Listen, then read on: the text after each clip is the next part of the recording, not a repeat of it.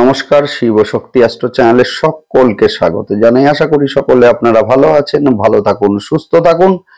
আজকের ভিডিওর আলোচনার বিষয় কিন্তু হচ্ছে নতুন বছর এবং এই বছরে কুম্ভ রাশি এবং লগ্নের জাতক জাতিকাদের জীবনে যে সমস্ত সমস্যাগুলো আসতে চলেছে সেই সমস্যাগুলো নিয়েই আজকে আলোচনা করব। সেই সঙ্গে যে বিষয়গুলোকে এই সময়ে আপনারা অ্যাভয়েড করবেন এবং বাড়িতে বসে যে সমস্ত প্রতিকারগুলোকে আপনারা করবেন ডিটেলস আলোচনা করব। নতুন বছর কেমন যাবে সেই নিয়ে ভিডিও কিন্তু আগেই আমি দিয়েছি, অবশ্যই আপনারা চ্যানেলে দেখে নিন। আজকে অবশ্যই আলোচনা করব সেটা হচ্ছে বছর ভর যে সমস্যাগুলো আসবে এবং সেই সঙ্গে বছর ভর শুভ যেগুলো হবে। শুরুতেই একটা কথা বলবো, সেটা হচ্ছে 25 সাল, যে সাল কিন্তু মঙ্গলের সাল, মঙ্গলের বছর, এবং মঙ্গল কিন্তু আপনাদের মূলত তৃতীয় স্থান এবং সেই সঙ্গে দশম স্থানের অধিপতি, যার ফলে কিন্তু এই সময়ে কমিউনিকেশন যেমন বাড়বে, একই সঙ্গে কিন্তু এই সময়ে মূলত কর্মপ্রাপ্তির একটা সম্ভাবনা সেইটা কিন্তু সৃষ্টি হবে। যারা দীর্ঘদিন ধরে পৈতৃক সম্পত্তিতে বসবাস করছেন, চাইছেন যে আপনার নামে বেশ কিছুটা সম্পত্তি হোক, অর্থাৎ ডিমার্কেশন, সেই জায়গাটা কিন্তু এই সময়ে প্রমিনেন্ট হবে এবং এই সময়ে প্রমোশন যাদের দীর্ঘদিন ধরে আটকে ছিল এদের ক্ষেত্রে সেইটা কিন্তু আমরা লক্ষ্য করব। সেই সঙ্গে কর্মক্ষেত্রে গুরুত্ব বৃদ্ধি সেইটাও কিন্তু এই সময়ে লক্ষণীয়। এখন বিষয় হচ্ছে বর্তমানে কিন্তু মঙ্গল নিচস্থ অবস্থায় আপনাদের ষষ্ঠ স্থানে অবস্থান করছেন এবং 7ই জুন পর্যন্ত কিন্তু এই অবস্থাতে থাকবেন, যার ফলে এই সময়ে কিন্তু বাইক আপনারা সাবধানে চালান। বাইক যখন আপনারা নিয়ে যাবেন এই সময়ে কিন্তু অবশ্যই হেলমেট সেইটা আপনারা ধারণ করবেন। সেই সঙ্গে একটা বিষয়, সেটা হচ্ছে মঙ্গল আপনাদের মূলত তৃতীয় স্থানের অধিপতি। এই যে তৃতীয় স্থান, যা কিনা নির্দেশ করে হচ্ছে রাস্তা, সুতরাং রাস্তায় এই সময়ে যখন আপনারা চলবেন অবশ্যই আপনারা সাবধানতা অবলম্বন এই সময়ে করবেন। সেই সঙ্গে আগুন ধারালো জিনিস এবং সেই সঙ্গে ইলেকট্রিক্যাল যে কোনো সরঞ্জাম সেগুলো থেকে আপনারা যথেষ্ট সাবধানে থাকুন। এই সময় হঠাৎ করে রাগ এই সময় বেড়ে যেতে পারে, সুতরাং এই সময়ে নিজের আবেগকে কিছুটা কন্ট্রোলে আপনারা রাখবেন। এই সময়ে শনিদেবের 7.5 শেষ পর্যায়ে আপনাদের শুরু হচ্ছে 29শে মার্চ রাত্রি 11টা 7 থেকে। যদিও একটা কথা বলবো, সেটা হচ্ছে শনিদেবের 7.5 যে কুপ্রভাব সেইটা কিন্তু অতটা এই বছরে আপনাদের উপরে আসবে না, যেহেতু বছরটি মঙ্গলের বছর। সুতরাং মঙ্গলের একটা ভাইব্রেশন সেটা কিন্তু বছরটাতে থাকবে এবং সেই সঙ্গে আমরা দেখব যে শনিদেবের ঘরে কিন্তু মঙ্গল উচ্চস্থ হয় মকরে। সুতরাং বছরটাতে কিন্তু মঙ্গল যথেষ্ট অ্যাক্টিভ অবস্থায় থাকবে। এখন আপনারা আপনাদের জন্মছকে দেখে নিন মঙ্গলের অবস্থানটা কি আছে।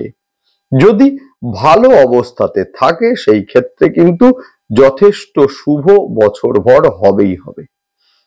যখন শনিদেব গোচর করবেন 29শে মার্চ রাত্রি 11টা 7 আপনাদের দ্বিতীয় স্থানে, সেই সময়ে কিন্তু রাহু এবং শনির একটা জুতি সেইটা কিন্তু দ্বিতীয় স্থানে সৃষ্টি হতে আমরা দেখব এবং শনি এবং রাহুর এই যে জুতি সেইটা কিন্তু 18ই মে সন্ধ্যা 7টা 35 পর্যন্ত থাকবে, যার ফলে কিন্তু এই সময়ে অহেতুক অর্থের ব্যয় সেইটা কিন্তু এই সময় লক্ষণীয়। একই সঙ্গে কিন্তু গুপ্ত শত্রুতা প্রকাশিত হওয়ার সময় এটা।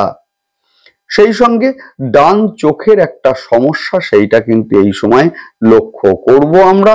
হঠাৎ করে অফিসে গুপ্ত শত্রুতার সৃষ্টি হওয়া সেইটা কিন্তু লক্ষণীয়, যদিও অফিসে অর্থাৎ আপনার কর্মস্থলে কিন্তু আপনার দক্ষতা, আপনার অভিজ্ঞতা এবং সেই সঙ্গে ভাগ্যের একটা সাপোর্ট, যার বিনিময়ে কিন্তু অবশ্যই সেই সমস্ত সমস্যাগুলো থেকে আপনারা বেরিয়ে আসবেন এবং মূলত কর্মস্থলে গুরুত্ব সেইটা কিন্তু আপনার বাড়বে।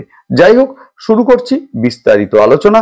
বিস্তারিত আলোচনা শুরু করার আগে সকলকে অনুরোধ করব অবশ্যই আপনারা চ্যানেলটিকে সাবস্ক্রাইব করবেন।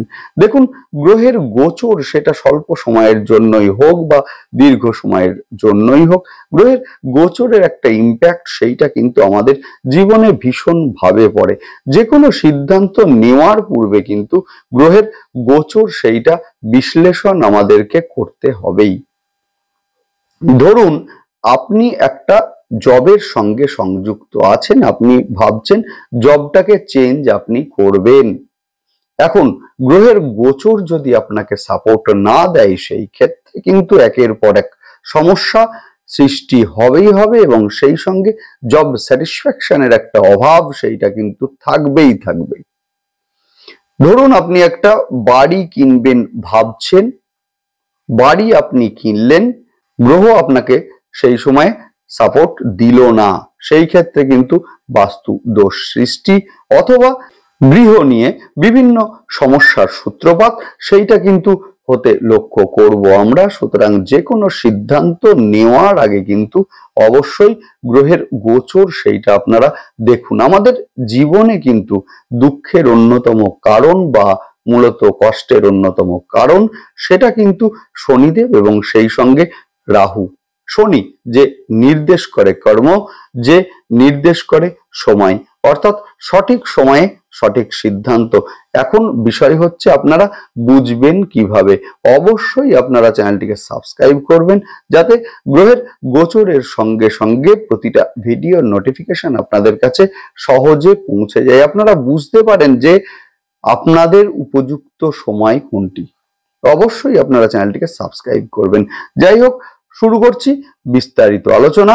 29শে মার্চ শনিদেব কিন্তু মিনে গোচর করবেন, যার ফলে কিন্তু রাহু এবং শনির একটা যুতি সেইটা কিন্তু লক্ষণীয়, যার ফলে অর্থের ব্যয় সেইটা যেমন এই সময়ে থাকবে, একই সঙ্গে কিন্তু আয় এবং ব্যয়ের মধ্যে একটা ব্যালেন্স সেইটা কিন্তু আপনাদেরকে করতে হবে এই সময়ে। হঠাৎ করেই বাড়িতে কোনো কুটুম্ব এলো অথবা কোনো আত্মীয়ের শরীর অসুস্থ হলো, এমন ঘটনাও কিন্তু এই সময়ে লক্ষণীয়, যার ফলে হঠাৎ করে অর্থের ব্যয় হলো, এমন ধরনের ঘটনা কিন্তু এই সময় লক্ষ্য করব আমরা। সেই সঙ্গে চোখের সমস্যা সেইটা কিন্তু এই সময়ে ভোগাতে পারে কিছুটা। গৃহ বা স্থাবর সম্পত্তির পেপারস পত্র কিন্তু এই সময় গুছিয়ে রাখুন। হঠাৎ করেই ঝামেলার সৃষ্টি হলো এবং আপনি প্রয়োজনীয় পেপারস পত্র খুঁজে পেলেন না, সেই মুহূর্তে এমন ঘটনাও কিন্তু এই সময়ে লক্ষ্য করব আমরা। সেই সঙ্গে ইএনটি জনিত সমস্যায় এই সময়ে কিছুটা ভুগতে লক্ষ্য করব আমরা কুম্ভ রাশি এবং লগ্নের জাতক জাতিকাদের। 18ই মে, যে 18ই মে সন্ধে 7:35 রাহু কিন্তু গোচর করবেন আপনাদের রাশি বা লগ্নের ওপরে। সন্ধ্যের সময়ে রাহুর গোচর হচ্ছে, যথেষ্ট অ্যাক্টিভ হবে, যথেষ্ট অ্যাক্টিভ, যার ফলে এই সময়ে কিন্তু ধনিষ্ঠা নক্ষত্রের জাতক জাতিকাদের বিশেষভাবে সাবধান থাকতে হবে। এই সময়ে মূলত কিছু ভুল ডিসিশন সেইটা কিন্তু আপনার ক্ষেত্রে মারাত্মক হতে পারে। জন্মছকে রাহু যদি 6, 8 এবং 12 ভাব সংযুক্ত হয়ে থাকে, সেই ক্ষেত্রে কিন্তু শরীর এই সময়ে কিছুটা ভোগাতে পারে। হঠাৎ করেই ব্যবসায় আপনি ইনভেস্ট করলেন এবং সেই সঙ্গে অর্থ আটকে গেল, এমন ঘটনাও কিন্তু এই সময়ে লক্ষণীয়।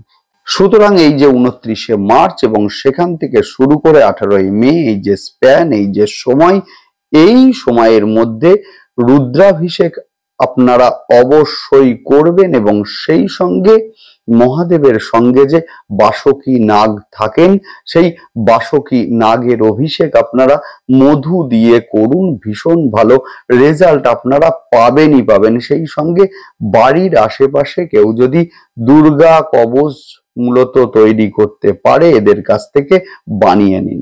দুর্দান্ত রেজাল্ট আপনারা অবশ্যই পাবেন। আধ ঘন্টা করে প্রতিদিন মেডিটেশনের অভ্যাস, সেইটা আপনারা এই সময়ে করবেন। ভাঙা ইলেকট্রনিক্স ডিভাইস বাড়িতে কিন্তু রাখবেন না। বাড়ির দক্ষিণ পশ্চিম দিকে যাদের কাটা রয়েছে এদের ক্ষেত্রে বলবো অবশ্যই সেটা আপনারা সারিয়ে ফেলুন, না হলে কিন্তু মারাত্মক একটা এফেক্ট সেইটা কিন্তু আসবেই আসবে আপনাদের উপরে। সেই সঙ্গে মঙ্গল, যে মঙ্গল কিন্তু 7 জুন গোচর করবেন সিংহে, এবং যার ফলে কিন্তু যোগাযোগ বাড়বে এই সময়ে। যারা ল্যান্ড রিলেটেড যে কোনো ব্যবসার সঙ্গে সংযুক্ত আছেন এদের ক্ষেত্রে কিন্তু আয় এই সময়ে বাড়বে। পুনরায় আরো একটা কথা বলে রাখি, সেটা হচ্ছে এই সময়ে কিন্তু মূলত পুলিশ, রেল, অ্যাডমিনিস্ট্রেশন ইত্যাদি জবের জন্য যারা চেষ্টা করছেন এদের ক্ষেত্রে কিন্তু এই সময়ে কর্মপ্রাপ্তির একটা সুযোগ সেটা কিন্তু আছে। সেই সঙ্গে প্রমোশন যাদের দীর্ঘদিন ধরে আটকে যাচ্ছিল এদের ক্ষেত্রে কিন্তু মূলত প্রমোশন সেইটা কিন্তু এই সময় লক্ষ্য করব আমরা। যারা পৈতৃক সম্পদ ডিমার্কেশন করবেন ভাবছেন, অর্থাৎ মূলত পৈতৃক সম্পত্তিতে আছেন, আপনি চাইছেন যে আলোচনার মাধ্যমে আপনার একটা নির্দিষ্ট জায়গা হোক, এই সময়ে কিন্তু তার সবচেয়ে শুভ সময়, অর্থাৎ 7ই জুনের পর কিন্তু যথেষ্ট শুভ সময়।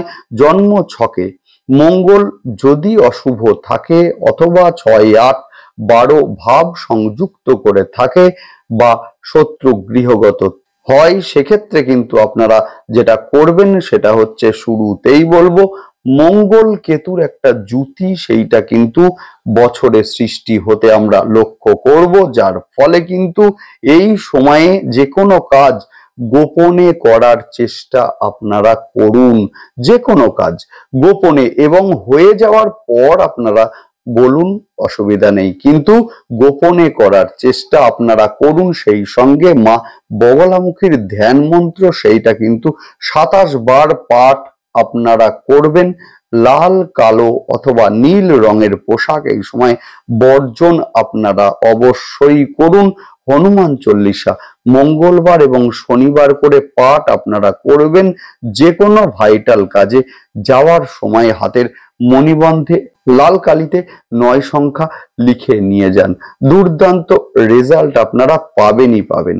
14th মে যেদিন কিন্তু বৃহস্পতি গোচর করবেন মিথুনে, যার ফলে কিন্তু বৃহস্পতির নবম দৃষ্টি সেইটা কিন্তু আপনার রাশি বা লগ্নের ওপরে পড়বে, যার ফলে দেখুন জন্ম ছকে রাহুকে কন্ট্রোল করার মতো শক্তি কারোর যদি থাকে সেটা হলো বৃহস্পতি।